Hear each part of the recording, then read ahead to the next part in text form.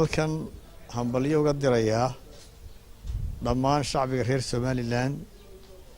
meel kasta oo ay joogaan xuska maalinta qaranka ee 18 May oo berri ku beegan waxaan dhammaan shacbiga reer Somaliland meel kasta joogan uga dirayaa hambalyada anigoo ku hadlaya magacayga iyo magaca xisbiga wadani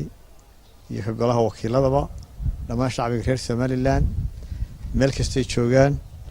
gudaha iyo dibadba waxaan si gaar ah u dirayaa hambalyadaas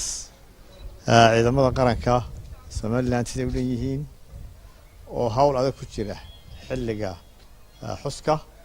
oo daafacaya qarannimada Somaliland waxaan ilaahay ka rajaynayaa inay noogu dhacdo si nabad ah si nabadgelyo ah aynu ku marro maalinta qarannimada iyo xuskeedaba waxaan ilaahay uga baryayaa in aynu ku guuleysano himilada aynu doonayno oo ah madax bannaanida jamhuuriyadda Somaliland